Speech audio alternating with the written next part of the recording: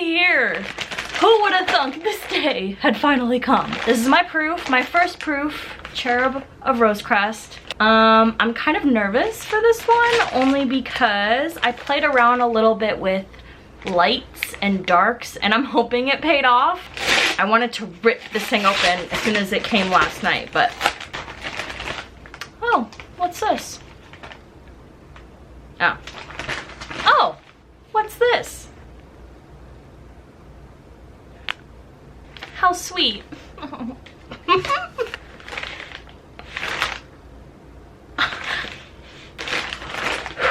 I think I'm gonna pass out. Okay, okay, I can't tell if it's the lighting in here. My darks are very dark. Wow. I hate the new like watermark that KDP puts on proof copies now. I liked it better when they just made a page in the back that said proof. Okay, I have some initial thoughts. Let's get into it. All right, here we are in all of her glory. First opinions, yes, the cover is too dark.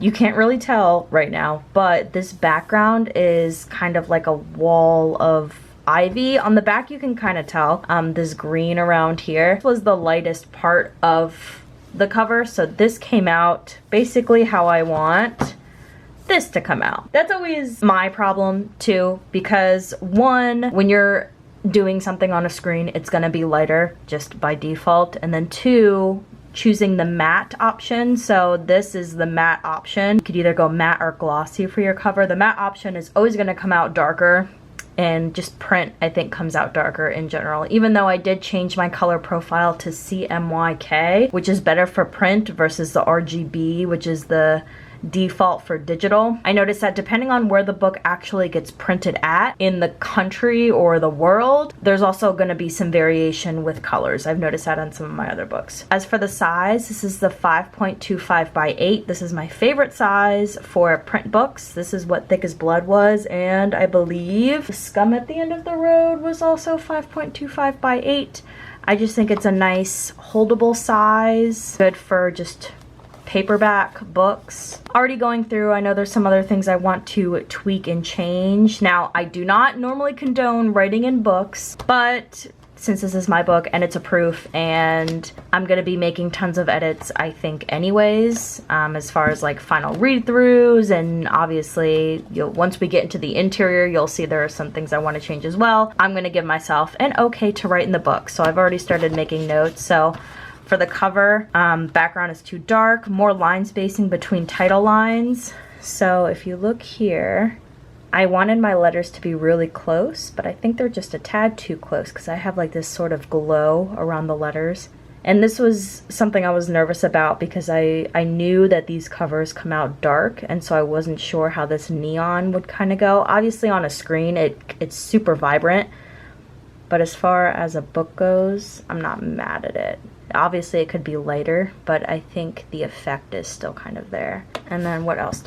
Slight printing error, yeah. So again, this is just what happens with print on demand. It's not going to be perfect every time, but you can tell this edge here, there's like a little white border, and I'm gonna go into my document and double check that it's not my fault. It's just a printing error with how the book was done. Also, you can tell the edge here is a little bit just kind of rough.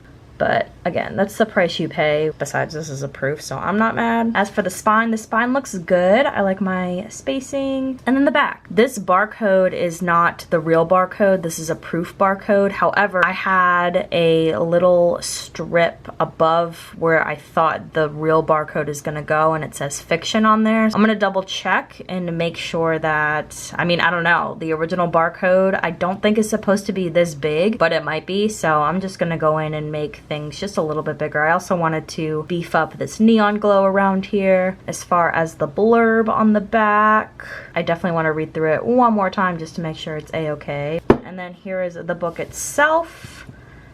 As far as page count goes, I believe we are only, I don't want to give anything away, we're about 200 pages compared to, hold on, Thick as Blood here is about 400, I think. It's around there.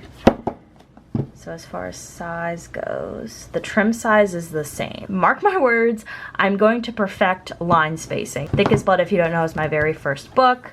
But if you can see, my line spacing is like, there's just a lot of space in between lines. Versus Cherub, I wanted to kind of pare it down a little bit. There's more lines to a page, but we'll get into that in a second. So, all right, and then I knew this was gonna happen. It happens every time. My fonts didn't embed correctly.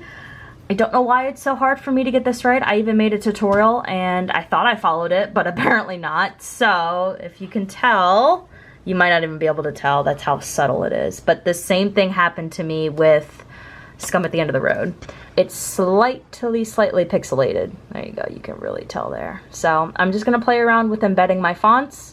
I thought I got it the first time, but you know, this is what proofs are for. So I'm so mad at myself. I'm never gonna get this right the first try. Because I went back and watched my editing, how I format my manuscript for KDP video, but that was in like 2021 or something. And I think since then, Microsoft Word has changed a little bit. I believe, don't quote me, but I'm gonna quote myself, but I believe in the past I always went to save as PDF and it worked fine. But I did it this time and it didn't work. And then I just messed around with it a little bit on my computer and I went to export as PDF and it seemed like it worked fine. So I don't know. I'm sorry that video is outdated. Next, see, I already made a note. Map. Good idea, poor execution. I love the idea of having a cemetery map in my book because I talk about places in the book and people and where they're buried and kind of the lay of the land. It's not necessary by any means to read the book and understand what's going on. It started off as a tool for me so that when I'm describing things, I don't get confused. I thought it would be fun to include a map for you guys, and I just don't think it's gonna work. I'm not skilled enough. I don't have the time or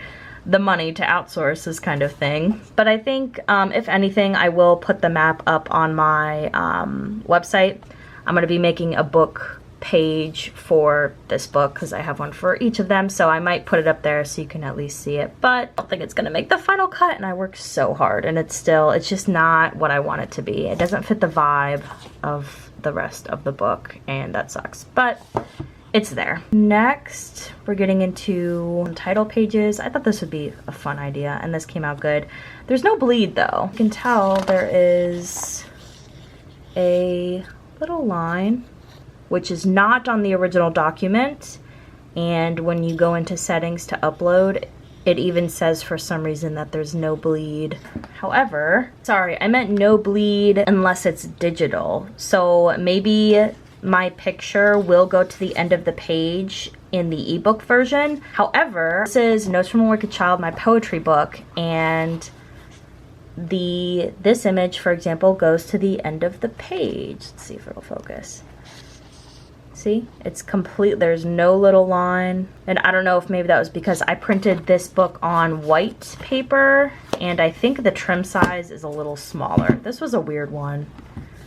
I don't know why I did this to myself, but yeah, see, the trim size on Notes from a Wicked Child is a little bit smaller. I wanted to get it as small as possible. Anyways, I don't know if maybe it's just because of the white paper. I don't know who determines that setting in KDP or why, but I'm sure there's a reason. Yep, and I already started editing myself. I'm like, I didn't capitalize the G in grandpa. Like, what is wrong with me?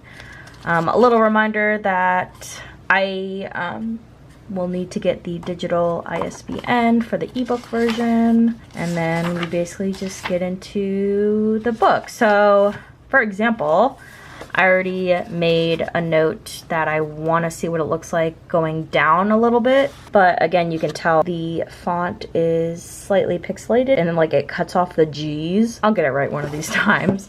But as far as margins go, I think I nailed the margins. I'm really happy with them. Not too much, not too little, comfortable. So I experimented this time. I know in my video where I talk about formatting, I was scared of headers and footers, and I was scared of page numbers, and I was scared of everything, but I forced myself. I was like, you know what, you need to go out of your comfort zone and you need to try these things, and I figured it out for the most part. Each of my headers is the page. On the left hand side you have my name, and on the right hand side you have the book title, which is very, very common in traditionally published books. Thank you very much. But I don't know if I like having it transparent or if I want to make it full on, because if you can tell, it's a little bit lighter than the actual text, which I thought I would like, but I don't know. Maybe it's also probably messing me up because it's pixelated and doesn't look great just in general. But jumping to the back, I have my little about the author, which changes every single book. I have a playlist on Spotify for Cherub of Rosecrest, songs that I listen to while writing and editing. And so if you have Spotify, you can scan this little guy. I need to double check and make sure it works, so feel free to try it right now if you want.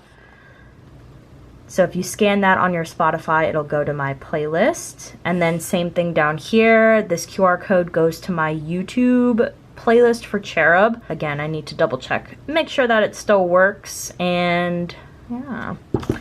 And then we have, that's it.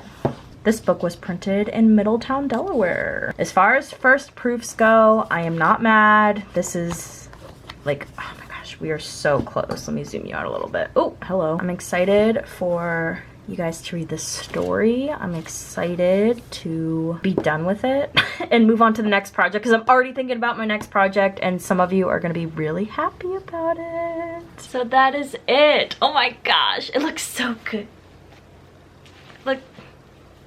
So that is it. That is all I have for you today. Thank you so much for joining me on this journey, and I just want to wish you luck with whatever writing project you are working on. All of the links to my stuff will be down below, and I'll see you in the next one.